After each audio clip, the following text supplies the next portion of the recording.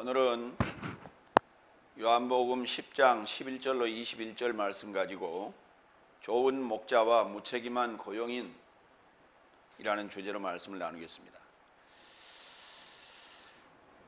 우리는 일반적으로 선한 목자 이렇게 알고 있습니다.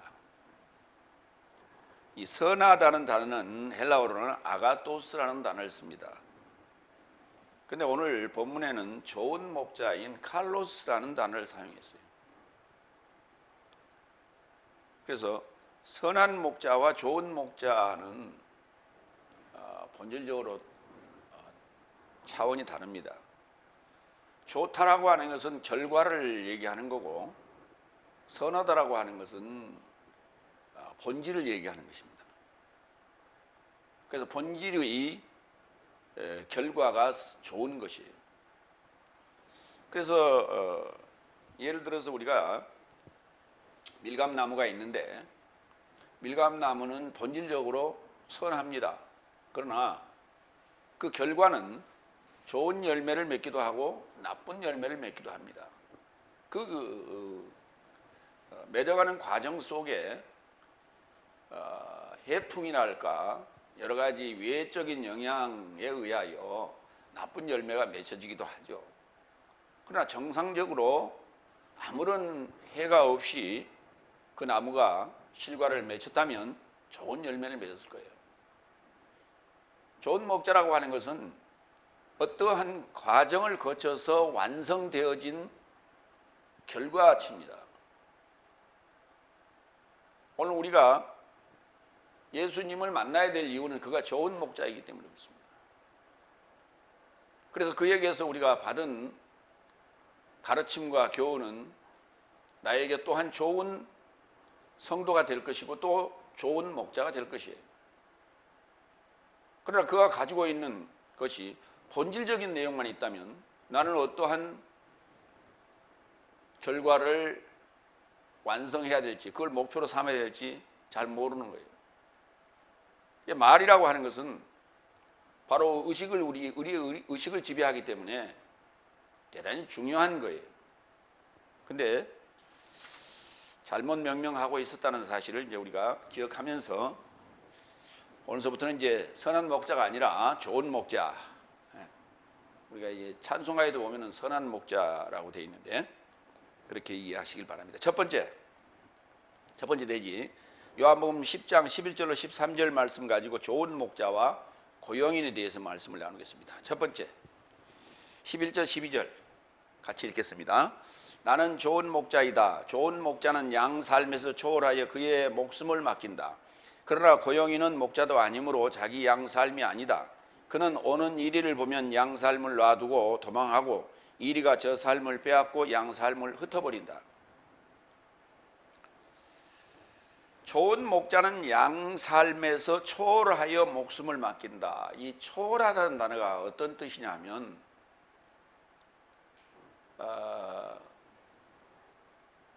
요즘에 그런 제도가 아마 있는 걸로 알고 있어요. 4학년 공부를 마쳤는데 그 성적이 너무 좋고 이해하는 차원이 지능이 우수하여서 5학년을 안 거치고 바로 6학년으로 가도 되겠다 해서 올반을 시키죠. 이걸 우리가 초월이라고 하는 거예요. 그래서 그 양이라고 하는 양의 수준에서 함께 있다가 그걸 초월해 올라가는 거예요. 떠오르는 그런 차원을 초월이라고 하는 거예요. 그럼 결국은 예수님께서 사역을 다 마치고 나서 십자가의 죽으심 그리고 부활을 의미하는 것이 초월입니다. 그래서 그 목숨을 맡긴다는 얘기는 십자가의 죽음을 얘기하는 거예요. 그러니까 우리는 거기서 그걸 목숨을 버린다라고 번역을 했는데 그 버린다는 단어가 아니에요. 티템이라는 단어인데 목숨을 맡긴다 또는 목숨을 어디다 뒀다는 얘기예요. 맡긴다는 말은 무슨 말이에요? 이게 중요하기 때문에 그거를 내가 어떤 일을 할 때 거추장스러우니까 또는 방해가 되니까 옆에 사람한테 좀 들고 계세요 이렇게 하는 걸 그거를 맡긴다라고 하는 거예요. 내가 어디 좀 갔다 올 테니까 이거를 좀 맡아두세요. 이게 맡기는 거예요.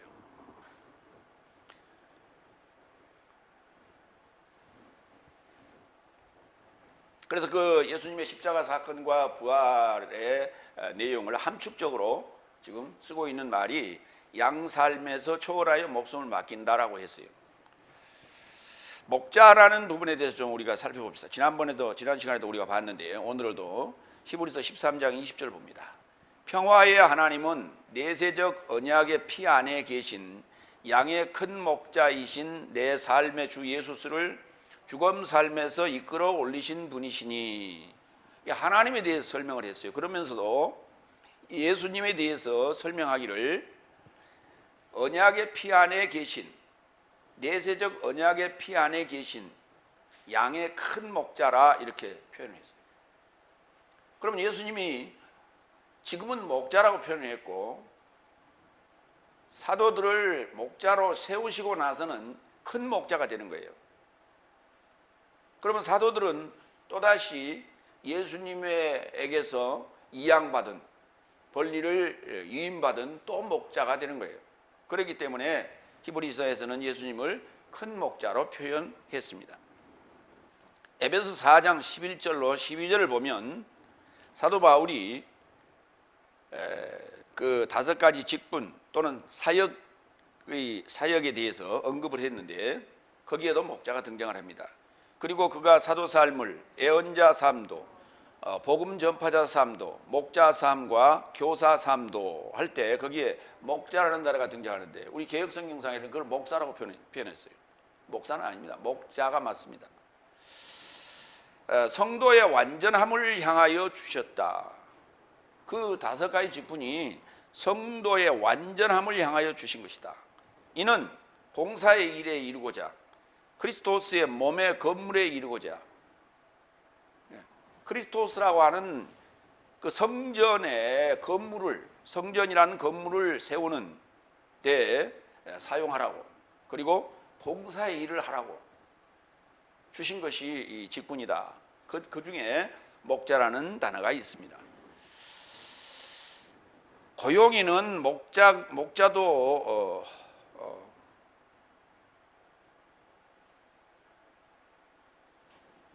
양삼도 자기 양삼도 아니기 때문에, 목자도 아니고 자기 양삼도 아니기 때문에 이리가 오면 도망을 하고 이리가 양 삶을 빼앗고 흩어버립니다.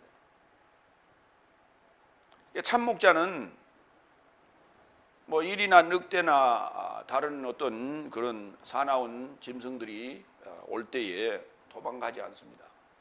그래서 물맷돌을 가지고 그걸 퇴치하기도 하고 또는 다른 방법을 통해서 짐승들을 퇴치하기도 하고 철저하게 자기 목숨을 불살라가면서 보호를 하는 것이죠. 이게 진정한 목자예요. 그러나 고용인이라고 하는, 이게 이제 싹군이라고 이렇게 표현했는데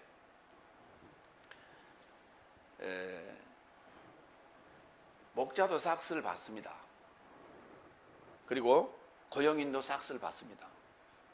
그런데 예를 들면 이런 거예요. 기업이 있다면 기업의 창업주는 월급을 받습니다. 그걸 우리가 대표라고 하기도 하고 사장님이라고 하는데 사장도 월급을 받습니다. 그런데 창업주 사장하고 그 다음에 전문 경영인 사장하고 달라요. 그러니까 전문 경영인 사장은 고용인입니다. 그러니까 창업주는 따로 있고, 창업주가 이제 몸이 아프다든지 어떤 일에 있을 때 고용인, 전문 경영인을 고용해서 그 회사를 운영하게 되는 것이죠. 그걸 우리가 고용인이라고 보는 거예요. 창업주도 대표로 있을 때 월급을 받고 그 고용된 전문 경영인도 월급을 받습니다. 둘 다 삭스를 받아요. 그래서 싹군이라고 하는 것은 좀 표현상 맞지 않다 해서 고용인으로 바꿨습니다. 고용인은 목자도 아니고 자기 양삼도 아니기 때문에 이리가 오면 도망하고 이리가 양삶을 빼앗아 그리고 흩어버린다 그랬습니다. 이 고용인에 해당되는 표현들을 앞 시간에 말씀을 또 드렸습니다. 요한복음 10장 8절로 10절 봅니다. 모든 삶이 나에 앞서 왔으니 도적이며 강도이다. 오히려 양 삶이 저 삶에게서 듣지 않았다. 그러니까 내보다 먼저 온 자들은 다 도적이고 강도라고 예수님께서 말씀하셨어요. 그 도적이고 강도라고 하는 그들이 와서 빼앗고 노략질하고 죽이고 할 때 그 고용인 목자들은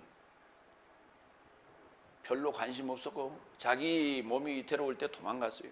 10절 도적은 도적질하고 희생시키고 멸망시키지 않을 거면 오지 않는다. 나는 저 삶이 생명을 갖게 하려고 넘치는 것을 갖게 하려고 왔다. 예수님의 사역과 나보다 먼저 온 도적과의 차이점을 설명을 했어요. 마태복음 7장 15절도 봅니다. 거기에는 이제 이리에 대해서 언급을 했는데요. 그래서 거짓 예언자 삶으로부터 주의하라. 저 삶은 양 삶의 옷삶 안에서 네 삶을 향해 오지만 저 삶은 안에는 약탈하는 이리 삶이다. 그러니까 양의 탈을 쓴 이리의 모습을 하고 나타나는 자가 누구냐? 거짓 예언자. 오늘날도 수많은 거짓 예언자와 사기꾼들은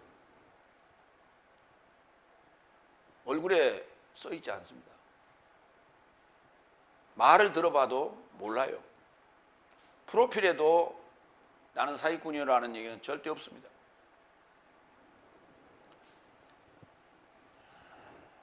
이들을 일컬어 이리라 했어요. 그러니까 양을 해치는 자, 양에게 유익을 주지 않는 자. 뭐 이리만 양을 해치겠습니까? 늑대도 해치고 다른 뭐 싹도 해치고 여러 가지 뭐 곰도 해치고 여러 가지 동물들이 있죠. 이제 대표적인 짐승으로 일이라는 표현을 쓴 거예요. 그래서 그걸 거짓 예언자라고 마태복음 7장에서 얘기하는 겁니다. 마태복음 10장 16절도 한번 해봅니다. 보라 나는 네 삶을 이리 삶 중심 안에 양삶같이 파견한다. 그런즉 뱀같이 신중하고 비둘기 삶같이 순결하게 되어라. 같이 보고 읽으세요. 그러니까 이리삼 거짓 예언자들이 들끓는 곳에 제자들을 보내고 있다는 거예요. 그런즉 뱀 삶같이 신중하고 비둘기 삶같이 순결하게 되어라.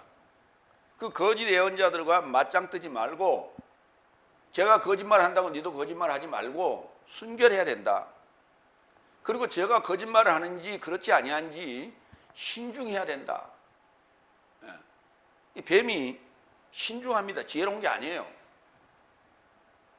우리 이제 뱀같이 지혜롭다 그렇게 잘못 번역을 해놓고 요한복음 3장 14절에 모세가 광야에서 뱀을 든 것 같이 인자도 들려야 하리니 그래가지고 뱀과 예수님을 동격화시키는 그러한 오류를 범하고 있는데 뱀은 지혜로운 게 아니에요. 뱀이 고개를 쳐들고 혀를 날름날름 거리는 것은 뱀은 기머거리예요. 그렇기 때문에 짐승이 오거나 누가 나타날 때 그 소리를 듣지 못합니다. 그래서 땅의 울림이나 아니면 그런 냉혈 동물이기 때문에 조금만한 온도라도 자기보다 높으면 그게 감을 잡을 수 있는 그 감지 능력이 바로 혀를 날름날름 거리는 거예요. 그게 온도를 체크하는 그게 체크 방식이에요. 그래서 귀머거림에도 불구하고 누가 오는 것을 알아차린단 말이에요. 소리를 알아차린단 말이에요. 그래서 그걸 우리가 영물이라고 하는 것이죠. 그걸 우리가 뱀같이 뱀이 신중한 거예요. 그게. 그 모습 자체가. 그래서 그렇게 표현한 건데 그걸 지혜롭다고 잘못 사람들은 알고 잘못 쓰고 있는 거예요. 그래서 돌다리도 두들겨보는 그러한 신중한 사역을 할 것과 그리고 비둘기처럼 순결하고 거짓 예언자들과 맞짱 뜨지 말고 오직 복음을 위해서 저들의 구원을 위해서 일하라 이런 부탁을 하면서 예수님께서 제자들을 내보내는 그런 내용이죠. 두 번째 13절로 갑니다. 그래서 고용인은 저가 고용인이기 때문에 도망하고 양 삶에 관하여 그에게 염려하지 않는다. 염려하지 않는다. 예, 도망하고 염려하지 않는다. 전혀 관심 밖이에요. 언제든 떠나면 끝이다. 책임 양육, 책임 경영 이건 아무 관심이 없어요. 베드로전서 5장 2절로 4절을 뒤집어 보면 이해가 됩니다. 네 삶 안에 있는 하나님의 양무리를 목양하되 부득이하지 않고 오히려 자발적으로 하고, 그러니까 부득이하게 하는 자는 이게 고용인이에요. 자발적으로 하는 자는 고용인이 아니고 참 목자를 얘기해요. 탐욕스럽지 않고 오히려 열정적으로 돌보라 그랬어요. 탐욕스럽게 사역을 양무리를 목양한다면 그는 고용인이에요. 어떻게든 사람이 많이 달라 하고 어떻게든 자기 유익을 위해서 남의 주머니를 털려고 하는 그러한 열정을 보인다. 3절, 네 삶은 상속자 삶의 주인 행세하지 말고 오히려 양무리의 본이 되라. 주인 행세하지 말라고 그랬어요. 근데 자기가 주인인 것처럼 행세를 하고 있다면 그는 고용인이에요. 그러면 목자장에 드러나게 되어 시들지 않는 영광의 면류관을 네 삶이 마련할 것이다. 그렇죠. 목자에게는 목자장이 나타나서, 큰 목자께서 나타나서 시들지 않은 영광의 면류관을 준비해 주실 것이다. 그래서 양무리의 본이 되라고 그랬어요. 본. 반대쪽은 이걸 이제 우리가 그 거울 또는 본복이라고 합니다. 그래서 우리가 체벌을 할 때는 한 사람을 들어서 본보기로 체벌을 하기도 하죠. 고린도전서 10장 1절로 6절에 보면 말세를 만나는 우리의 거울로 기록했다, 이런 표현이 나와요. 이게 본보기거든요. 그런 본보기가 되는 것이 아니라 본받을 만한 본이 되라는 거예요. 누가복음 10장 40절, 염려에 대해서 좀 봅니다. 그런데 마르다는 많은 봉사에 관하여 분주해지더라. 그래서 접해 서서 언급하되 주여, 내 자매가 나를 홀로 봉사하도록 남겨두었다고 당신에게 염려하지 않지요. 그런즉 나에게 도와주라고 그녀에게 언급하소서. 이 마르다와 마리아가 있었는데, 마르다는 이제 주방에 가서 열심히 접대를 위해서 음식을 준비하고 이렇게 했는데, 마리아는 그렇지 않았단 말이에요. 그래서 그거에 대해서 주방에서 일하는 나에 대해서 전혀 염려하지 않지요. 그러니까 좀 나 좀 도와달라고 얘기하세요. 같이 주방에서 뭐 준비할 거 다 하고 난 다음에 같이 먹으면서 같이 들으면 좋을 텐데, 이 마리아는 저 모양입니다 라고 이제 푸념하는 그러한 내용이죠. 그 중에 당신에게 염려하지 않지요 라고 묻는 대목이 나옵니다. 염려, 배려하는 거예요. 배려하거나 염려하는 거예요. 전혀 관심 받기도 하는 거예요. 베드로전서 5장 7절 봅니다. 내 삶의 염려를 모두 그를 접해 전가해 버려라. 이는 그가 내 삶에 관하여 스스로 염려하기 때문이다. 하나님은 염려가 너무나 많으시기 때문에 염려에 관해서는 오직 주님에게 던져버리라. 우리가 이제 맡겨버리라 그랬는데, 이렇게 번역을 했는데, 그게 아니라 이렇게요. 뒤로 확 집어 던지는 거예요. 그러니까 앞으로 던지는 그 패스가 있고 뒤로 던지는 패스가 있는데, 우리 농구할 때 한번 보세요. 농구할 때 보면 되게 앞으로 이렇게 패스를 촥 이렇게 합니다. 근데 그렇게 할 때는 상대가 서로 표정을 보고 어떤 신호를 보고 이렇게 받기 때문에 굉장히 용이하게 받을 수가 있어요. 그런데 뜻밖의 토스를 이렇게 드리블을 하고 가다가 갑자기 뒤로 던지단 말이에요. 이거는 뭔가 약속되어 있어야 돼요. 그래서 탁 뒤로 던지는데 뒤에서 받아서 바로 그냥 그 골에 집어넣는 그런 장면들을 우리가 종종 보게 되는데, 이런 것과 같다. 그러니까 우리 주님은 어디서 어떠한 방식으로 던져도 받을 준비가 되어 있다. 이것을 우리가 전가해 버린다는 거예요. 올려버려라. 그래서 내 삶의 염려를 모두 그를 접해 전가해 버려라. 그러니까 그런 대상이 돼야 되는데 고영이는 전혀 그렇지 못하다 하는 얘기입니다. 그래서 이 좋은 목자와 고영인에 대한 비교를 설명을 지금 하고 계시는 거예요. 그러면서 예수님께서 또다시 10장 14절에 나는 좋은 목자다라고 또 표현을 했어요. 나는 좋은 목자다. 에고 에이미 호 포이멘 호 칼루스. 나는 좋은 목자다. 나는 좋은 목자의 실체다. 이런 표현이라 할 수 있어요. 세 번째 갑니다. 15절, 14절, 15절. 나는 좋은 목자이다. 나도 내 양 삶을 알고 내 양 삶에 의해 내가 알려진다. 아버지께서 나를 아는 것 같이 나도 아버지를 안다. 그러므로 나는 양 삶에서 초월하여 나의 목숨을 맡긴다. 우리가 뭘 맡길 때요, 지나가다 보니까 누가 쓰러져 있어요. 그럼 내가 지금 뭔가 짐을 가지고 있었단 말이에요. 그래서 그 자를 일으키고 이렇게 뭐 인공호흡도 해야 되고 해야 되는 그런 이제 상황이 와서 들고 있는 짐을 옆에 누구한테 맡겨놨어요. 그리고 이제 일이 다 끝난 다음에 이 사람이 쓰러졌다가 살아났어요. 그래서 이제 내 갈 길을 가려고 짐을 찾으려고 보니까 짐이 사라졌어요.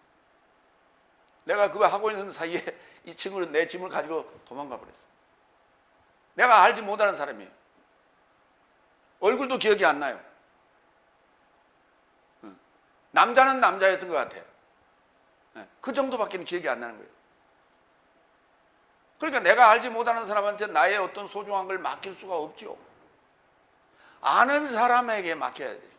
그리고 믿을 만한 사람에게 맡겨야 되는 거예요. 그래서 자기 목숨을 맡긴다라고 하는 것은 아는 차원이에요. 오늘 주님께서 나는 양 삶에서 초월하여 나의 목숨을 맡긴다 할 때 이 목숨은 누구한테 맡기는 거예요? 아버지한테 맡기는 거예요. 그 아버지와 나와의 관계, 나와 양 삶의 관계, 이 관계가 형성되어 있을 때만이 자기 목숨을 맡길 수가 있다, 이런 얘기예요. 그래서 안다라고 하는 개념은 대단히 중요한 관계의 형성의 표현이다. 다시 따라합니다. 기노스코. 기노스코라는 단어가 안다는 단어예요.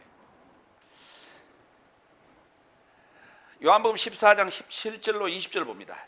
진리의 영, 저를 세상은 받을 수 없다. 이는 저를 바라보지도 못하고 저를 알지도 못하도다. 그러나 네 삶은 저를 알고 있나니 이는 저가 네 삶과 함께 머무르는 것이요 또한 저가 네 삶 안에 계실 것이다. 내가 네 삶을 고아로 놔두지 아니하고 네 삶을 향하여 오리라.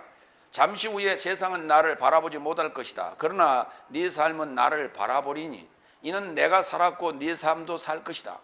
그 날 안에서 나는 내 아버지 안에, 네 삶도 내 안에, 나도 내 삶 안에 있는 것을 네 삶이 알 것이다. 오늘 우리가 성경을 통해서 알아야 될 핵심적인 내용이 바로 이거예요. 내가 예수 잘 믿다가 죽으면 천국 갈 것이다 라고 하는 얘기는 성경에 어디도 안 써 있어요. 그런데 우리는 그렇게 알고 신앙생활해요. 주님이 분명히 오신다 했어요. 그리고 가신 주님을 우리가 맞이할 때 가심을 본 그대로 오신다 그랬어요. 그러니까 부활의 주님을, 승천하시는 주님을 보지 못한 자는 다시 오시는 주님을 맞이할 수도 없어요. 근데 그 주님이 오실 때 그날 안에 무슨 일이 벌어지냐? 주님이 아버지 하나님 안에, 그 다음에 우리도 주님 안에, 그리고 주님도 내 삶 안에. 그러니까 하나 되어 있는 거예요. 하나님과 주님과 내가 하나 되어 있는 그런 모습이 된다. 이것이 우리가 알아야 될 일이에요. 근데 엉뚱한 얘기들을 하고 앉았어요, 지금. 그러면 이 상황이 예수님이 다시 오시는 것을 우리는 재림 그렇게 얘기하는데, 이 상황이 우리 모두에게 다 각자에게 일어나야 된다는 얘기예요. 이게 성경이 우리에게 알려주고 있는 비밀인 거예요. 근데 지금까지, 오늘 이전까지 예수 믿다가 죽은 사람들은 재림 예수를 만나봤어요? 못 만나봤어요? 그 답은 뻔한 거 아니에요? 다들 못 만나보고 어디를 갔다는 거예요? 그러니까 현재 지금 거짓 예언자들이 설명하고 있는 신앙의 목표라고 하는, 죽으면 천국 간다라고 하는 이 얘기는 전부 거짓말이에요. 그거는 타 종교와 비슷한 얘기예요. 다른 종교와. 기독교는 타 종교와 다르다고 얘기합니다. 그러면서도 다르다는 게 뭐예요? 본질적인, 원리적인 뭔가 다른 게 있어야 되는데 내용은 비슷해요. 불교는 죽으면 어디 간대요? 극락 간대요. 천주교는 죽으면 어디 간대요? 천당 간대요. 일반 무속에서는 죽으면 어디 간대요? 잘 몰라. 그래서 극락이라고 그래요. 그러니까 불교하고 무속은 같이 써. 극락이라고. 그러니까 기독교는 또 뭐라고 그래요? 죽으면 천국 간대요. 다른 게 뭐 있어요? 말의 표현만 다를 뿐이지. 그래서 기독교가 타 종교와 다르다라고 하는 차별성을 얘기하려면 본질적으로 달라야 되는 거예요. 그렇지 않으면은 기독교는 그 이전에 있었던 고대 종교의 카피에 불과하다. 그거는 이미 지금 SBS에서 4차례에 걸쳐서 4부작으로 발표했던 신의 아들 인간의 아들에 관한 그 4부작 다큐멘터리 속에 질문에 들어있어요. 우리는 그 질문에 대한 해답을 내놔야 돼요. 근데 아무도 그 해답을 내놓고 있잖아요.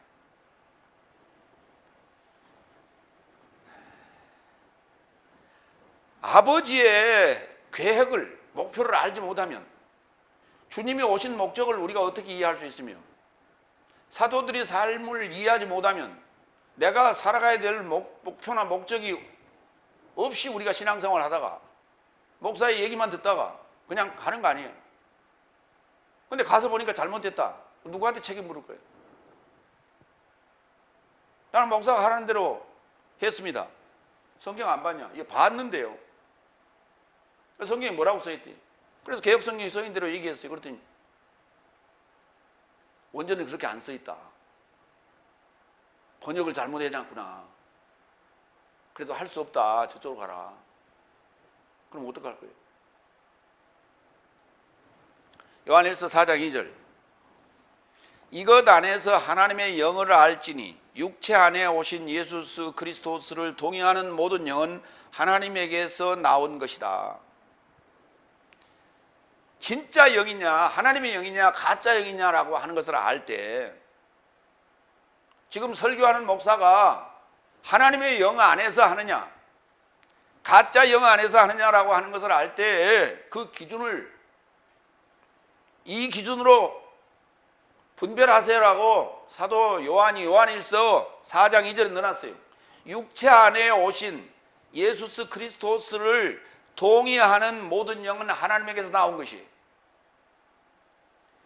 무슨 말이냐? 예수님이 이 땅 위에 오셨을 때 육체를 입고 왔다, 육체 안에 오셨다, 이렇게 말을 해야 한단 말이에요. 육체 안에 오셨다. 근데 육체로 오셨다라고 하는 얘기를 하면 그건 거짓 영이라고요. 예수님이 육체로 오시면은 죄인이 되는 거예요. 우리가 육체를 가지고 있다는 것은 죄인이라는 뜻이에요. 예수님은 그 죄인 안에 오셨어요. 그래서 육체 안에 오시는 거예요. 그러면 2000년 전 지금 역사적인 얘기를 하고 있는 게 아니란 말이에요. 성경은 현재 상황을 얘기하는 거예요. 각자 안에서 일어나고 있는 현재 상황들을 얘기하는 거예요. 그래야만이 그 안에서 십자가 사건도 있고 부활도 있고 승천도 있고 재림도 있고 그리고 하나님과 주님과 내가 하나 되는 일도 있는 거예요. 이래야만이. 그래서 이 성경 안에 기록된 일들이 일어나는 상황들은 각자 모두의 신앙 상태에 따라서 다 달라요. 그때와 시기가 다 다른 거예요. 근데 지금 현재 기독교는 2000년 전이라고 하는 예수님의 초림의 때, 역사적인 때를 기준으로 해놓으니까 예수님의 재림 때를 다 한날로 기다리고 있잖아요. 번지수가 전혀 다른 얘기예요. 그러니까 하나님의 영이 아니에요. 그거는 하나님의 영의 소리가 아니에요. 거짓 영의 소리예요. 그게. 그래서 성경을 제대로 번역을 안 해놨다니까. 이 요한일서 4장 2절에 보면 육체로 오신 그래 놨어요. 육체로 오신 것하고 육체 안에 오신 것하고는 전혀 다른 얘기예요. 이건 우리가 알아야 되는 일이에요. 요한일서 3장 16절. 이것 안에서 내 삶이 사랑을 알았나니 저가 내 삶에서 초월하여 그의 목숨을 맡기셨으니 내 삶도 형제 삶에서 초월하여 목숨을 맡기는 것이 의무이다 그랬어요. 여기서 내 삶도라고 하는 요 우리도라고 하는 이 표현을 내 삶도로 번역했는데 내 삶도는 누구냐? 사도 요한을 얘기하는 거예요. 내 삶도 형제 삶에서 초월하여 목숨을 맡기는 것이 의무이다. 주님이 십자가에 함께 나와 함께 죽으신 것처럼 나도 형제들과 함께 십자가에서 죽는 이 목숨을 맡기는 것이 의무이다. 근데 그게 뭐냐? 주님이 우리를 위하여 나와 함께 십자가에 죽으신 거예요. 우리를 위하여가 아니에요. 위하여란 나라가 이게 초월한다는 얘기예요. 주님이 나와 함께 십자가에서 죽으시고 부활하시는 일이 사랑이에요. 내가 성도와 형제의 삶 안에서 내 목숨을 초월하는 것이, 초월하여 맡기는 것이 그게 사랑인 거예요.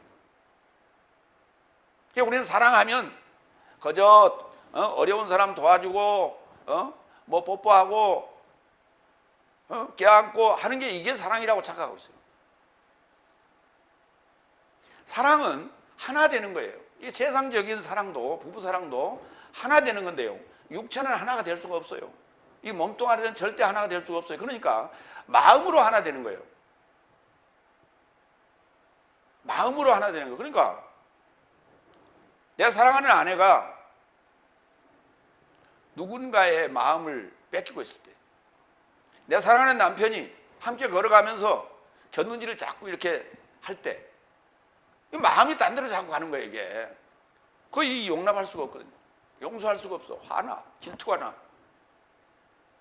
이 부부는 그러니까 마음으로 하나 되는 거거든요.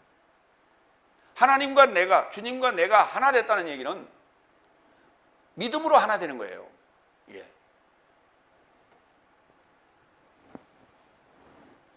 그 사랑이 수반될 때 우리는 좋은 목자다 이렇게 말하는 거예요. 사랑이 있냐 없냐라고 하는 것은 내 삶에서 초월하여 자기 목숨을 맡기는 거예요. 그러니까 예수님께서 십자가에 죽으셨다는 얘기는 나를 끌어올리기 위한 거다. 요 세상적인 차원에서 하늘적 차원으로, 땅적 차원에서 하늘적 차원으로 내 삶의 생각과 사고와 모든 삶을 끌어올리기 위한 거예요. 그것을 초월이라고 하는 거예요.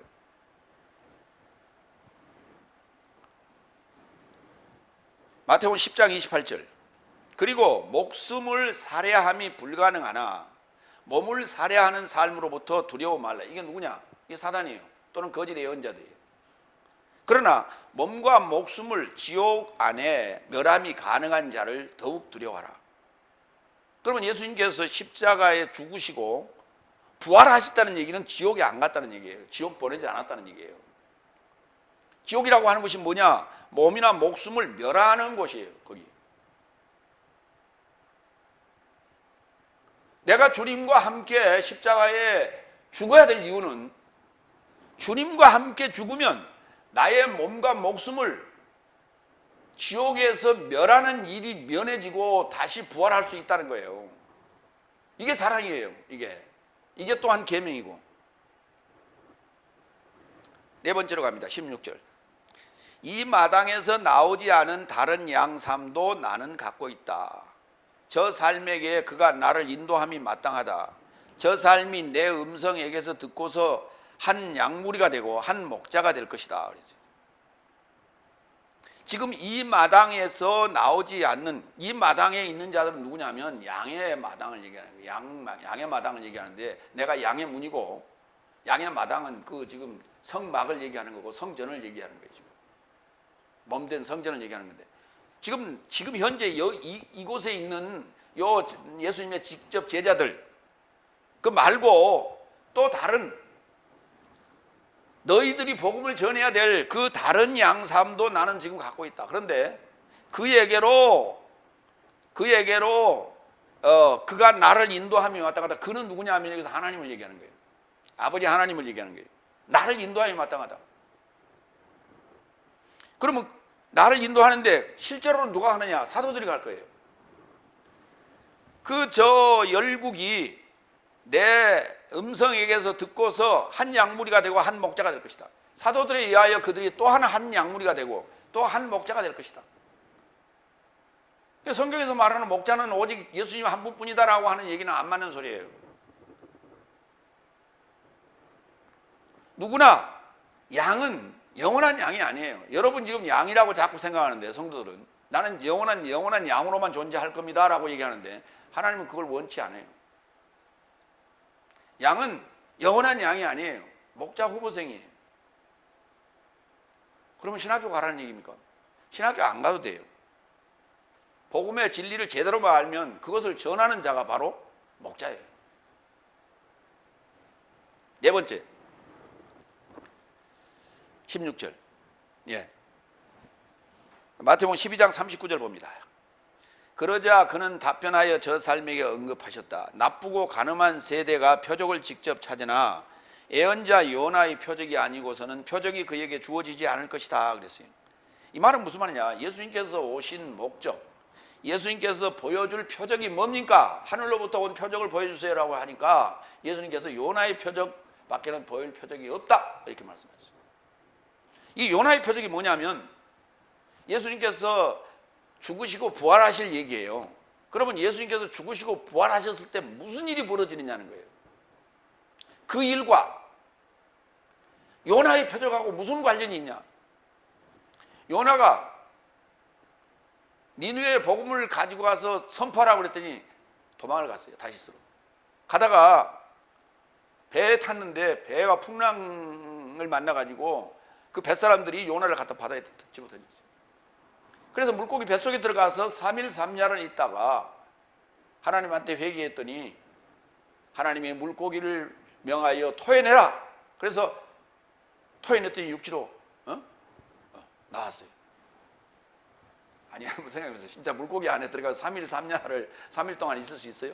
그리고 아무리 그 물고기가 이 힘이 세다고 하더라도 바다 안에서 토해내는데 육지로 그 시체가 몸뚱아리가 튀어나옵니까? 이 비유란 말이에요. 마찬가지로 그래서 요나가 나와서 니네라고 하는 이방 열국에 가서 복음을 전하잖아요. 근데 구약 전체를 봐서요. 구약 전체를 읽어봐요.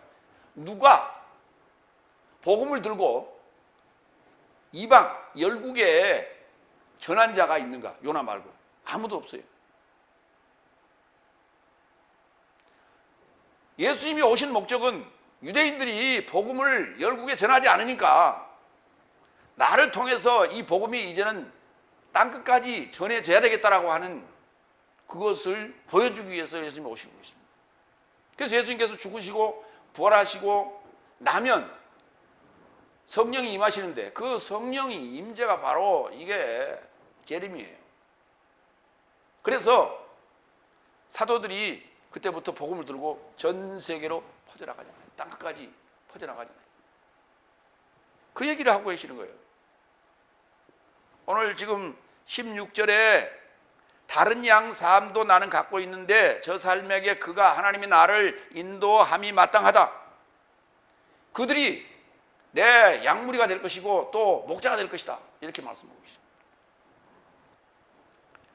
마태복음 26장 30절 31절. 그리고 저 삶이 찬송하며 감람나무 삶의 산에 이르고자 나갔다.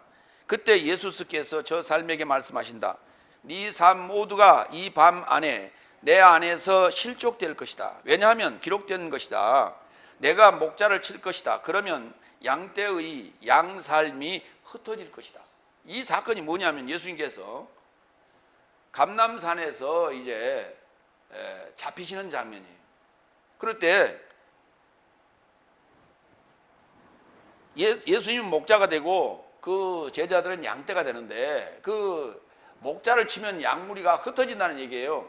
그래서 예수님께서 잡히실 때 너희가 나를 잡으러 오는 게 목적이니까 얘들한테는 손대지 마라 그랬단 말이에요. 그러고서 얘들을 흩었어요. 제자들을 흩었어요. 그런데 그때까지만 해도 양떼들입니다. 제자들이. 그런데 요한복음 21장 17절 예수님께서 부활하시고 난 후에 자신의 모습을 제자들에게 보여줬는데 베드로와 일부 제자들이 디베랴 바닷가로 고기 잡으러 또 갔단 말이에요. 그때 거기 가서 예수님께서 찾아가셨죠. 그래서 베드로와 이제 그 조찬을 나누면서 하신 말씀의 내용이죠. 요한복음 21장 17절. 세 번째 그에게 언급하시되 요나에 속한 시몬아 네가 나를 좋아하느냐. 주께서 세 번째 네가 나를 좋아하느냐 언급하신 것을 베드로스가 근심되어 그에게 언급하되 주님 모든 삶을 알고 계시니 내가 주를 좋아하는 줄을 주께서 아십니다. 예수께서 그에게 언급하시되 내 양삶을 먹여라. 내 양삶을 먹여라. 그리고 두 번째는 내 양삶을 돌보라 그랬거든요. 그러면 양삶을 돌보고 양삶을 먹이는 자가 누구예요? 목자 아닙니까? 그 베드로스가 잡히던 날 밤 예수님이 십자가에 죽기 전까지는 부활하시기 전까지는 양에 속해 있었지만은 예수님께서 부활하시고 나서부터는 이제는 예수님께서 고난을 이양하시기 때문에 그때부터 목자가 되는 거예요. 그래서 양은 영원한 양이 아니다. 양은 목자 후보색이다. 여러분들 그렇게 알고 계셔야 됩니다. 다섯 번째 17절. 내가 목숨을 다시 취하려고 목숨을 맡기는 이것을 인하여 아버지께서 나를 사랑하신다. 하나님이 나를 사랑하시는 이유가 뭐냐? 아들을 사랑하시는 이유가 뭐냐? 내가 목숨을 다시 취하려고 목숨을 맡기는 거예요. 목숨을 버렸다가 다시 찾는 게 아니고요. 목숨을 맡겨놓았다가 다시 찾는 거예요. 그래야 말이 맞지. 어디다 버렸다가 그걸 찾아가지고 다시 물로 씻을 거예요. 어쩔 거예요. 에? 버렸다는 얘기는 뭐예요? 누군가 발로 차고 누가 주워가 볼 수도 있고 어디 뭐 상처가 나볼 수도 있는 거 아니에요. 그걸 다시 찾으면 어떻게 돼요? 말이 안 되는 거예요. 그러니까 다시 찾으려면 취하려면 목숨을 누군가에 맡겨놔야 돼요. 안전한 곳에. 그래서 이걸 인하여 아버지께서 나를 사랑하신다는 거예요. 그러니까 나의 사랑하는 아들이라고 하나님께서 예수님에게 말씀하시는 것은 십자가 사건에서 백성을 위하여 죄를 십자가에서 해결하시는 이 문제, 십자가에서 못 박히는 이 문제가 사랑의 대상이다. 이게 사랑인 거예요. 그러면 내가 주님의 사랑을 받으려면 나도 마찬가지로 목자로서의 삶을 주님같이 똑같이 행해야 돼요. 그걸 내리사랑이라 하는 거예요. 요한복음 15장 9절로 10절. 아버지께서 나를 사랑하신 것 같이 나도 네 삶을 사랑하였으니 내 사랑 안에 머물러라. 나도 아버지의 계명을 지켜 내가 그의 사랑 안에 머물러 있는 것 같이 네 삶이 내 계명을 지킨다면 내 사랑 안에 머물 것이다. 자, 계명을 말씀하십니다. 내가 너에게 가르치고 지시하고 훈육했던 그게 바로 계명인데 그대로 하라. 그러면 내 사랑 안에 머물 것이다. 내 사랑에서 벗어나지 않을 것이라는 거예요. 내가 너희를 끝까지 사랑할 거라는 거예요.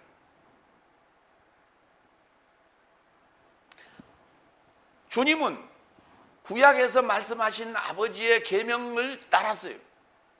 그러면 십계명이 뭐냐는 거예요. 십계명 전체가 뭐냐? 하나님의 계명인데 그 계명 내용이 전체가 뭐냐? 죄를 없이 하기 위하여 자기 목숨을 맡기는 거예요. 십자가의 죽음을 얘기하는 거예요. 그 번복이가 예수님이었어요. 오늘 우리가 이제 그 복음을 받았다면 우리도 마찬가지로 목자의 삶을 살아야 된다. 복음을 맡은 자는. 여섯 번째, 18절. 아무도 나로부터 이것을 빼앗지 못한다. 오히려 내가 자신으로부터 스스로 이것을 맡긴다. 나는 이것을 맡길 권세를 갖고 있고 이것을 다시 취할 권세도 갖고 있다. 나는 이 계명을 아버지 곁에서 취하였다. 이게 뭐냐? 이것을 빼앗지 못한다. 이게 뭐냐면 계명이고 이게 사랑이에요. 계명이고 사랑인 거예요. 이거 누구가 뺏어갈 수 있는 게 아니다. 예. 예수님만이 가지고 있는, 아들만이 가지고 있는 고유한 특권이다. 권세다. 이렇게 얘기하는 거예요. 자, 이제 이 내용을 설명을 더 하기 위해서 몇 구절 더 보겠습니다. 요한복음 14장 20절로 21절. 그 날 안에서 나는 네 아버지 안에, 네 삶도 내 안에, 나도 네 삶 안에 있는 것을 네 삶이 알 것이라고 아까 우리가 읽었어요. 21절. 내 계명을 가지고 지키는 자, 그가 나를 사랑하는 자이다. 그래서 나를 사랑하는 자가 내 아버지에 의해 사랑을 받을 것이요, 나도 그를 사랑할 것이요, 그에겐 나 자신을 드러낼 것이다. 사랑이라는 게 뭐냐? 계명을 지키는 자 안에서 하나 되는 거예요. 그 안에서 내 자신을 드러내는 거야. 예수님 자신을 드러내는 거예요. 그러면 목자 된 자 안에서 예수님 자신을 드러내기 때문에 예수님이 그러니까 그 목자가 하는 음성이 바로 예수님의 음성인 거예요. 예수님 목자가 하셨던 음성이 아버지의 음성이었고, 사도들의 음성이 예수님의 음성이고, 사도들의 그 복음을 받은 그 목자, 이임받은 목자가 하는 그 음성이 바로 사도의 음성이고 주님의 음성이고 아버지의 음성인 거예요. 그러니까 한 음성에게서 듣고 한 양무리가 되고 한 목자가 되는 거예요. 동일한. 그래서 누구나 이 복음을 받은 자는 똑같은 소리만 하는 거예요. 다른 소리 안 하고요.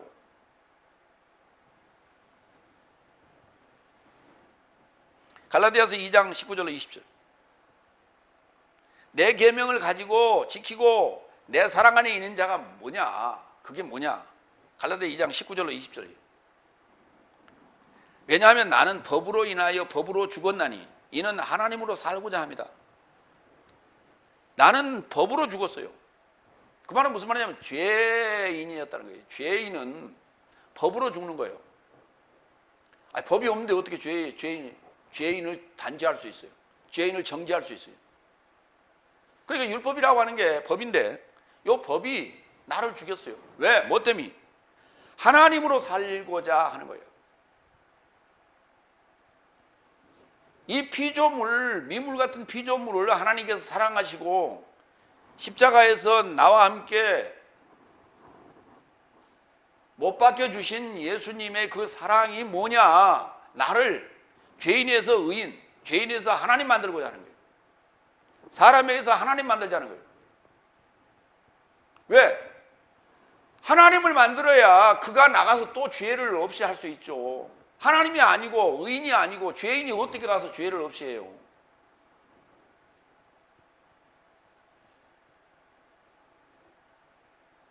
죄인이 하나님을 증언하고 하나님을 선포하고 하나님을 알려줘서 죄가 사라지는 게 아니에요.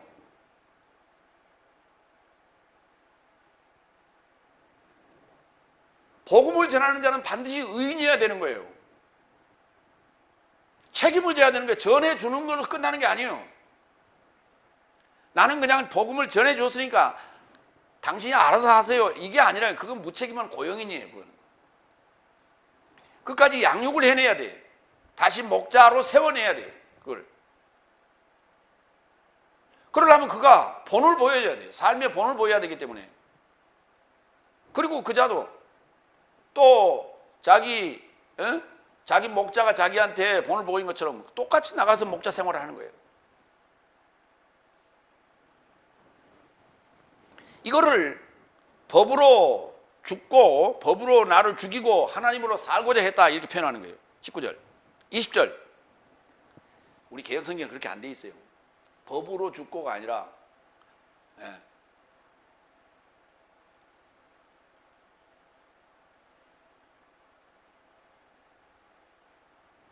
갈라디아서 한번 봐요. 뭐라고 되어 있나.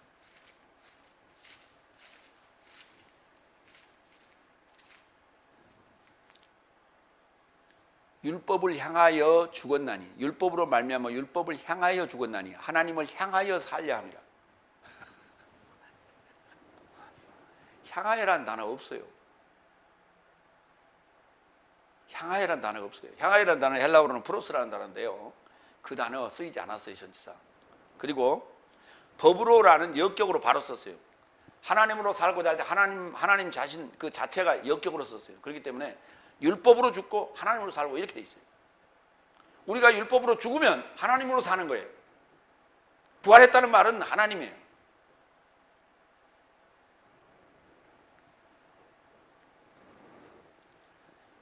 우리가 알던 사람, 봤던 사람 일 것 같은 자가 갑자기 어느 날 밤에 나타났어요. 그걸 우리는 뭐라고 그러냐면 귀신이라고 그래요. 일반적으로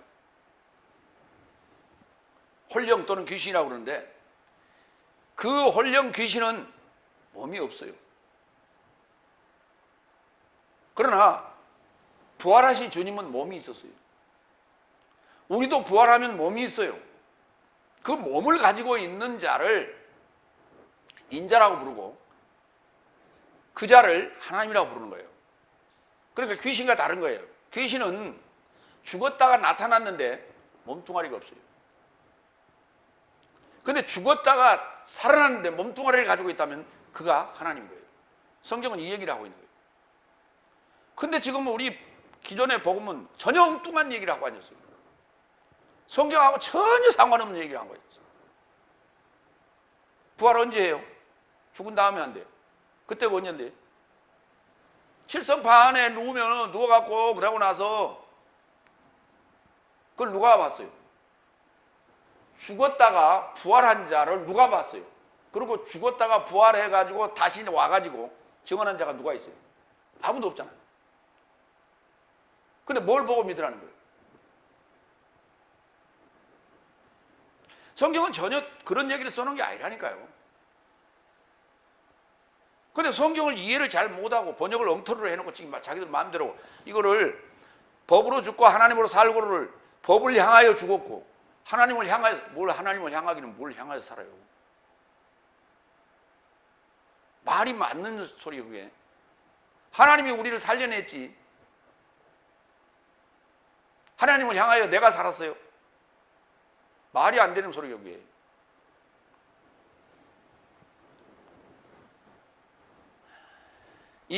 갈라디아 2장 20절. 자, 본격적으로 설명합니다. 법으로 죽고 하나님으로 산 얘기가 뭐냐? 이 얘기예요. 그래서 내가 그리스도스와 함께 결합하여 십자가에 못 박혔나니 나는 더 이상 살지 못하고 내 안에 그리스도께서 살고 계시니 내가 지금 내가 육체 안에 사는 것은 나를 사랑하사 내게서 초월하여 자신을 넘겨주신 하나님의 아들의 믿음 안에서 사는 것이다. 내가 그리스도와 함께 십자가에 못 박혔다는 얘기가 진짜로 나무로 십자가 만들어 놓고 거기 올라가서 창으로 찔려서 죽고 요 손바닥에 못질을 하고 발목에다 못질을 했다는 얘기가 아니고 성경의 말씀을 믿음으로 믿고 그대로 내가 아멘하고 그 진리를 이해함으로 말미암아 내가 십자가에 그리스도와 함께 나의 육체 아파의 정과 욕심을 싹 못 박아 버리는 거예요. 이게 믿음으로 하는 거예요. 믿음으로. 실제 행위로 하는 게 아니고. 그러니까 다시 부활했어도 몸뚱아리가 있을 수밖에. 그리고 육체 안에 살 수밖에. 근데 이제 내가 사는 게 아니고 내 안에 그리스도께서 살고 계신다니까요. 그때부터. 그렇기 때문에 지금까지 이상한 소리를 하는 게 아니고 이런 소리를 한단 말이에요. 갈라디아 2장 19절 같은 소리를 한다고. 법으로 죽고 하나님으로 살았다 이렇게 표현한다고요.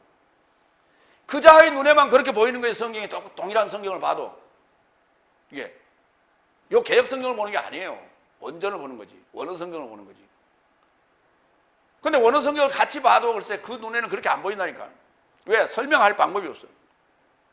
설명이 안 돼. 자기가 경험하지 않았기 때문에 설명이 안 돼. 그래서 번역을 그렇게 못해요. 설명해놓고 설명해봐 그래도 나는 설명이 안 돼. 못합니다. 이것이 뭐냐? 계명을 지키는 것이고 이것이 사랑 안에 있는 거예요. 요한복음 13장 13, 14절.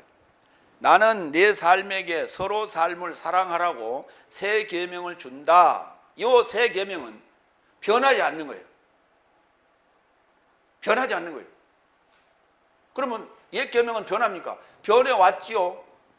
넷째 날 받아서 다섯째 날까지 여섯 날까지 변해왔지요. 내가 변해왔어요. 근데 새 계명을 받는 그 순간 나는 더 이상 변하지 않습니다. 이 새 계명을 받았다는 얘기는 무슨 말이냐면 법으로 죽고 하나님으로 사는 거예요. 하나님은 불변합니다. 변하지 않습니다. 더 이상. 완성체이기 때문에 더 이상 퇴보하지도 아니하고 더 진보하지도 아니에요.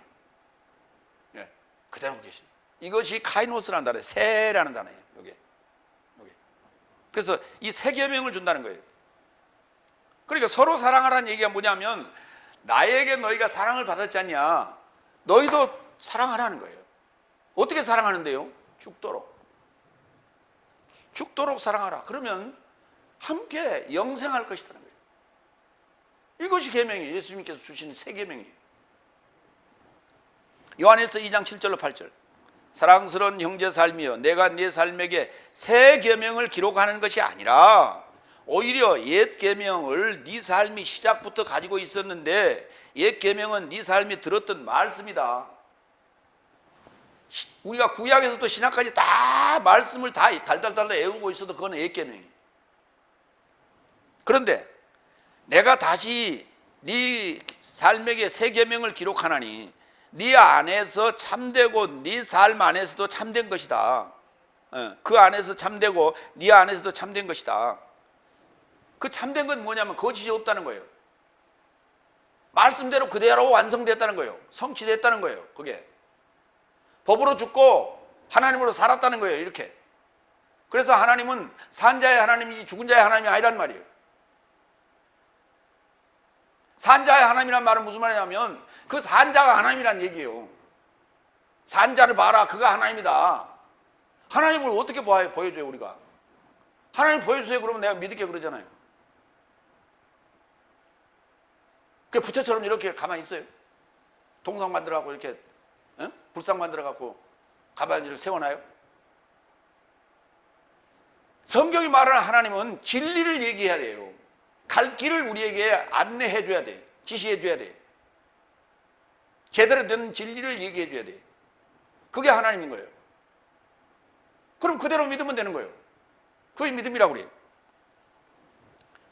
내가 다시 내 삶에게 새 계명을 기록하나니 그 안에서 참되고 네 삶 안에서도 참된 것이다. 이는 어둠이 지나가게 되고 참된 빛이 벌써 비치고 있기 때문이다. 어둠이 지나가고 빛이 비쳤다는 얘기는 부활했다고 말이에요. 죄로 죽고 법으로 죽고 하나님으로 살아있다 이 말이에요. 그래서 참된 빛이 벌써 비치고 있다 이 말이에요. 내 안에 그리스도께서 살고 계시는 거예요 지금.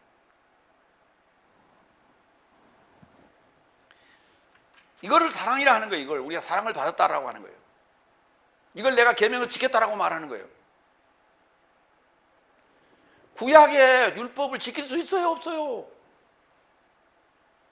율법이 나를 지키는 게 아니고 율법이 나를 너는 죄인이다라고 말하고 있는 거예요. 무슨 죄인데요? 살인.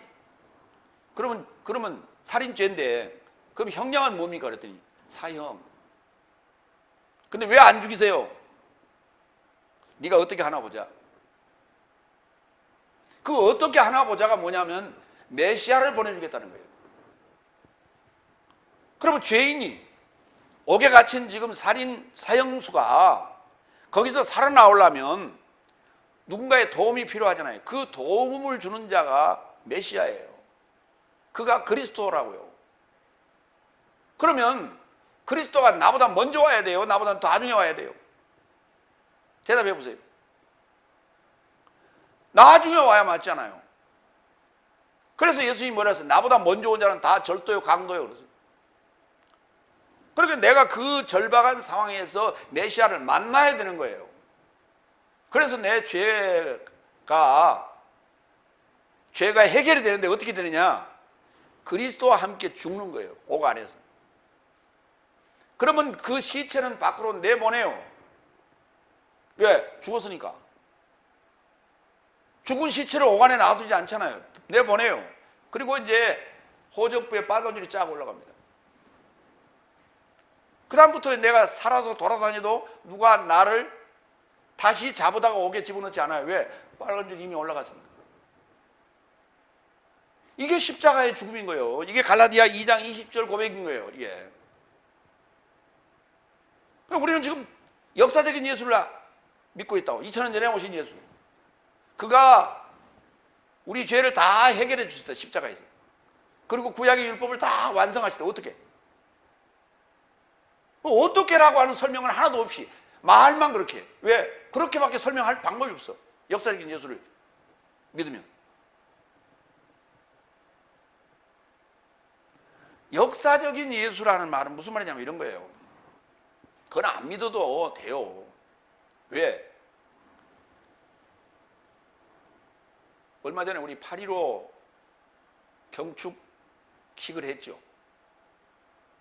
1945년 8월 15일 날 우리나라가 일제로부터 해방이 됐어요. 여러분 그 사실을 믿습니까? 그걸 왜 믿습니까? 그건 다 아는 거지. 우리가 아는 거예요. 그거는 역사적으로 다 알고 있는 거예요. 그러니까 그건 믿을 필요가 없는 거예요. 다 아는 거라니까. 2000년 전에 예수님께서 부활하셨다라고 하는 것을 역사적인 기록에 남겨놨다면 그거는 믿을 필요가 없다니까. 아는 거라니까.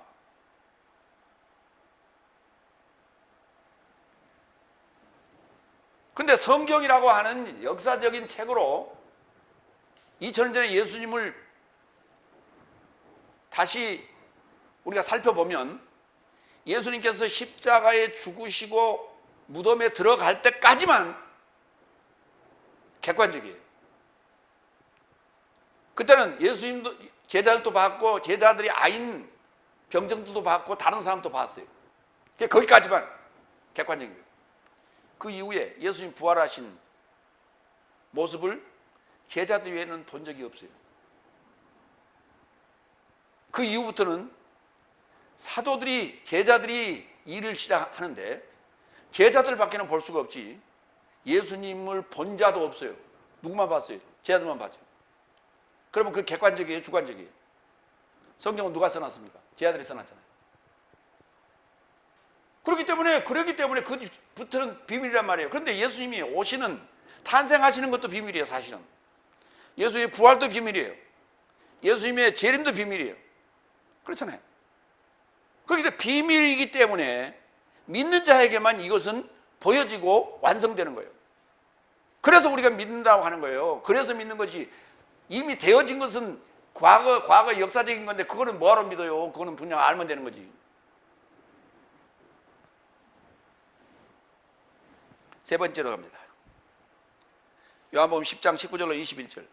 유대인 삶 안에서 분쟁이 발생했다. 일곱 번째 19절 20절.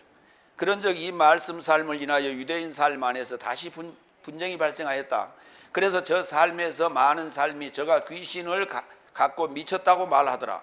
네 삶은 무엇을 그에게서 듣느냐 하는 하나의 주장이 있었다고 해요.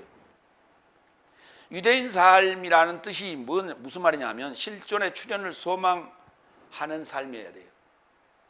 실존의 출현을 소망하는 유대인이라는 게 뭐냐면 수없는 지배하에 있었잖아요. 외세의 지배하에 있었어요. 그렇기 때문에 그 지배하에 놓은 이유가 뭐냐면 메시아를 구하라고 그렇게 이름을 지었어요. 유대인이라고. 그래서 실존의 출현을 소망해야 되는 삶인데도 불구하고 그들이 종교적 난제가 나타나면 분쟁이 발생합니다. 갑론을박이에요. 오늘 우리 기독교가 똑같아요. 갑론을박이에요. 서로 싸우고 닳고 헐뜯고 물고 찍고 난리. 그때 반드시 뭐가 등장하냐? 천박한 귀신눈이 등장해. 저 귀신들이 그렇게 몰아요. 그때 당시에도 그랬고 오늘날도 그렇단 말이에요. 이 귀신이라는 단어는 다이모니온이라고 하는데 더러운 영이라고도 하고 이게 재수, 우리 재수, 오늘 재수 온 붙었다 이런 말을 쓰죠. 오늘 참 오늘 재수 좋았다. 운수 대통했다. 요즘은요, 이게 왜 갑자기 어느 날 갑자기 사라졌는지 모르겠는데 아마 그게 88 우리 그 올림픽을 기점으로 이게 사라진 게 아닌가라고 그렇게 생각하는데 그 전까지만 해도 아침에 택시 기사들이, 택시 운전사들이 여자 손님 안 태웠어요. 첫 손님 절대 안 태웠어요. 가게에 여자 손님 들어오는 것도 절대 안 받았어요. 왜? 그날 재수오음 붙었다고. 근데 그게 어느 날부터 지금 사라졌어요. 요즘은 아니 여자 손님 아니라 누구라도 아침에 손님 태워야죠. 근데 전혀 그런 게 없어졌어요. 사라졌어요. 그렇게 재수라는 말이나 운수대통했다던데 그런 게 뭐냐면 이게 다 귀신적인 거예요. 그런데 이 귀신이라는 단어가요, 구약 성경에는 나타나지 않고요, 예수님이 오시니까 나타나요. 복음서에만 귀신이 나타나는 거예요. 복음서에만. 그리고 이제 그 뒤에도 이제 사도들의 사역에도 나타났는데 구약에 왜 유대교회는 귀신이 없었어요? 근데 실제 유대교 예수님 오시기 전에 귀신이 없었느냐? 천지가 귀신이었어요. 우리나라 무속 신앙과 유대교의 신앙도 별반 차이가 없었어요. 우리 왜 보름이 되면 동네에서 이제 그 구슬을 하고 돌아다녀요. 농악을 하고 돌아다니면서 뭘 하냐면 집집마다 돌면서 또는 그 샘이나 우물가나 이런 데 돌면서 구슬해요. 왜? 귀신 쫓아내는. 그래서 귀신 쫓아내는데 그 집에 들어갔으니 마당에서 그냥 이렇게 딱딱딱 그냥 굿하고 끝나는 게 아니고 부엌에도 들어갔다가 그 다음에 장독대에도 올라갔다. 중요한 데는 이렇게 우리가 먹고 사는 문제, 요 중요한 문제는 꼭 그 들어가서 구슬하고 그러고 귀신을 쫓아내고 가는 거예요. 귀신 쫓아내는 그 행사입니다, 그게. 마찬가지로 유대인들도 천지가 귀신이어서 다 신론이었다고요. 그들도. 그런데 구약에는 귀신이 나타나질 않아요. 예수님이 오시니까, 예수님이 사역을 시작하시니까 그때부터 귀신이 나타나는 거예요. 여러분, 그 귀신이 우리가 알고 있는 일반적인 천박한 그런 귀신, 할매 귀신, 뭐 처녀 귀신, 뭐 몽달 귀신 그런 얘기가 아니란 말이에요. 성경에서는 하는 것은. 우리가 가지고 있는 이게 더러운 영적인 사고방식이에요. 그게 진리인 예수님이 오시니까 그 앞에 드러나는 거예요. 그 모습을 드러내는 거예요. 이게 뭐냐면 자수하는 겁니다. 어둠의 세력이 빛이 오니까 그 앞에 자수하는 거예요. 우리 간첩 그 신고 표들이 많이 붙어 있었죠. 자수하여 광명 찾자. 그 얘기예요. 그러니까 귀신이 나타났다는 얘기는 예수님이 나타났다 그 말이에요. 예수님이 나타나니까 귀신이 나타나서 자수하는 거예요. 그러니까 귀신이 나타나면 그 자는 광명을 찾게 되는 거예요. 여러분 각자가 예수님을 만나서 자기 안에 귀신이 나타나면 귀신은 나가게 돼 있어요. 예. 그가 광명을 이제 찾게 되는 거예요. 그때부터 빛된 삶을 살게 되는 거예요. 그런데 천박한 귀신론에서는 그러면 귀신이 들락날락거려요. 예? 들어왔다. 교회 와서 목사님이 귀신 쫓아주면 또 일주일 동안 밖에 세상에 살다가 또 오면 또 귀신이 또 몇이 또 들어와 앉았어. 맨날 들락날락하는 귀신 그런 능력이 그게 무슨 놈의 하나님의 능력이에요. 그게 쇼고 장난이고 그게 마술이에요. 그게. 근데 거기에 사람들이 길들여지고 중독돼가지고 맨날 머리가 들이대. 그래갖고 빡 하면 뒤로 빡 손을 거품 물고. 그게 무속이지 무슨 놈의 그게 복음이냐고. 무당들도 거짓거리 안 해요. 무당들도.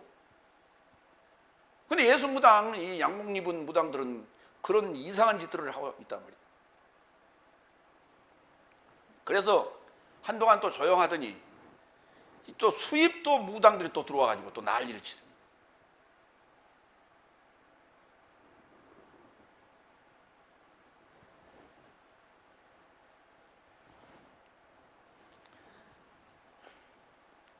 요한복음 8장 48절로 49절. 지금 예수님 보고 귀신 가졌다고 지금 얘기를 하는 거예요. 요한복음 8장 48절 49절. 그러니까 8장에서도 이런 일이 있었어요. 그런지 유대인 삶이 답변하여 그에게 언급하되 당신은 사마리아인이며 귀신을 갖고 있다는 것을 내 삶이 말하는데 좋지 않지요. 예수께서 답변하셨다. 나는 귀신을 갖고 있지 않으며 오히려 내 아버지를 공경하는데 네 삶이 나를 모욕한다.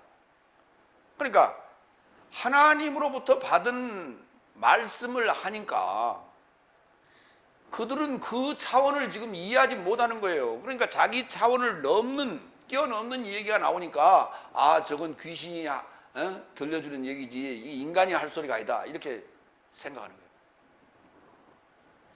여덟 번째 21절.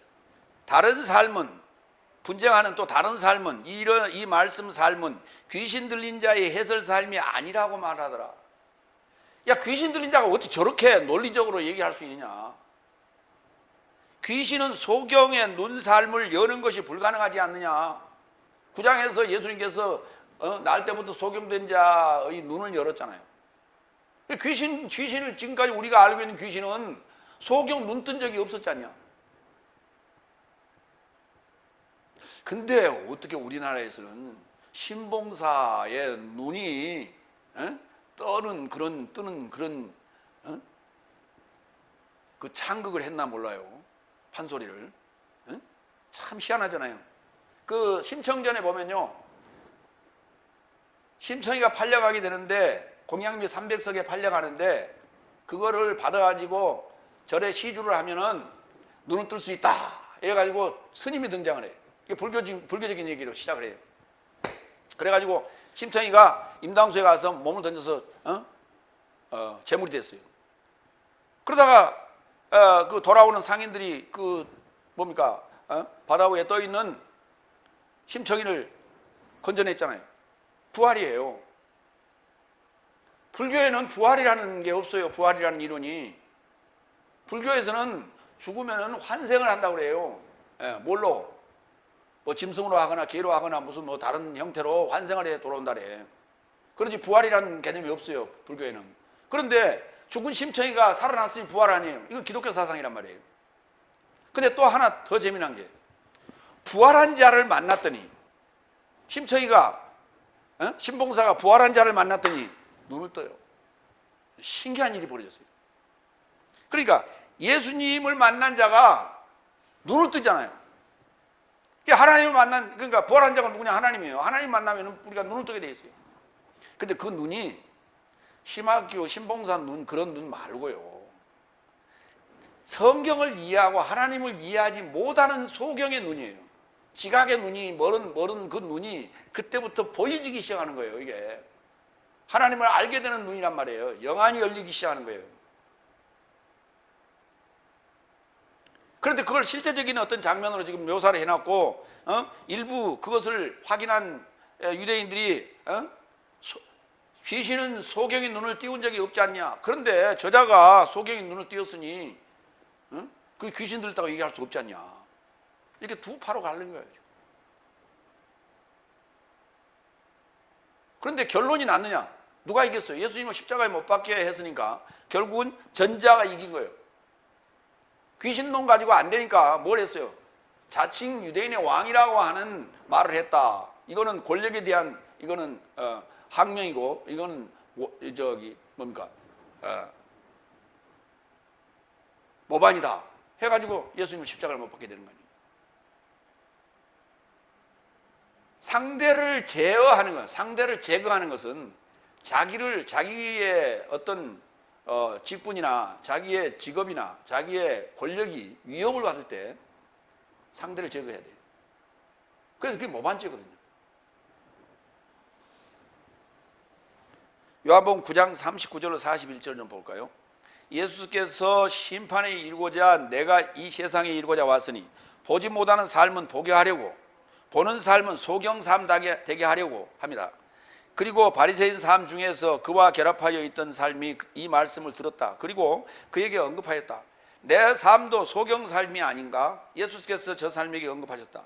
네 삶이 소경이었으면 죄를 갖지 않았을 텐데 그러나 네 삶이 지금 본다고 말한다. 그런즉 네 삶에 죄가 머물러 있다. 내가 봤다고 내가 들었다고 주장하는 사람들 많아요.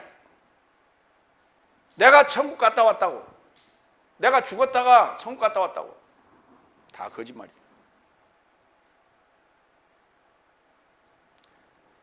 하나님 나라는 믿음으로 보는 거지 실제로 가서 내 영이 가서 보고 오는 게 아니에요. 어디 쑥 빠져나가서 입신해가지고 가서 보고 오는 게 아니에요. 그거 다 거짓말이에요. 만민중앙교회 이재령 목사가 지금 구속돼 있죠. 16년형인가 받고 지금 구속돼 있어요. 그런데 거기 그 교회 사이트에 들어가 보면 금년 초인가 작년인가 무슨 일을 했냐면 천국을 보고 와서 증언을 하겠다고 5명을 추려가지고 선정해서 각자가 기도하게 하고 어느 날 잡아서 온 세계에 중계방송하면서 그 자리에서 했어요. 그러니까 각자 기도하면서 입신시켰어요. 다. 그래갖고 동시에 천국 갔어요. 5분 있다가 다 깨어났어요. 그래갖고 매주 이제 증언하는 거예요. 계속 자기 갔다 온 천국 증언하는 거예요. 난리가 났죠. 자, 그런데 그걸 주재하고 그들을 입신시켰고 기획하고 했던 그 장본인은 지금 성폭력범으로 지금 구속돼 있어요. 그자가 했던 그 프로그램이 진짜 천국이라면 하나님이 그걸 왜 보여줍니까? 걔한테.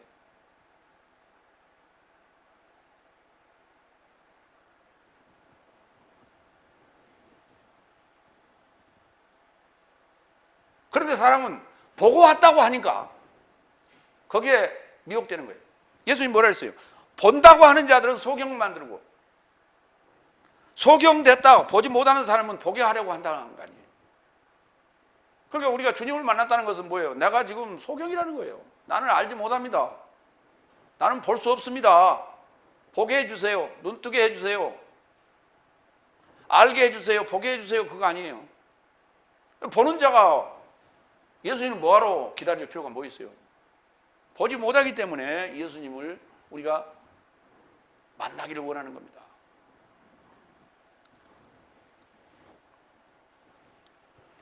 마무리합니다. 9장에서는 빛과 심판에 관해서 얘기했어요. 심판이 뭡니까? 보는 자를 눈 감게 만드는 거, 소경되게 하는 게 심판이죠. 소경됐던 자를 눈 뜨게 하는 게 빛이에요. 9장과 10장이 연결됩니다. 10장에서는 사랑을 행하시는 좋은 목자와 고영인에 대해서 지금 말씀하고 있어요. 사랑이 뭐냐? 계명을 지키는 거고 주님과 하나 되는 거다. 사랑은 아버지께 받은 계명을 지키는 것이다. 계명은 십자가의 죽음과 부활의 은혜이며 참된 진리의 빛이며 양 삶의 목자가 행할 사랑인 거예요. 에? 그 사랑이 우리에게 주어지는 우리가 해야 될 사랑은 이게 운명적 사랑인 거예요. 할 수밖에 없는 사랑인 거예요. 아니하고는 아버지께로 갈 수가 없어요. 아버지를 만날 수가 없어요. 반드시 해야 되는 거예요. 나도 주님과 함께 십자가에 못 박고 함께 부활하고 살아났다면 또다시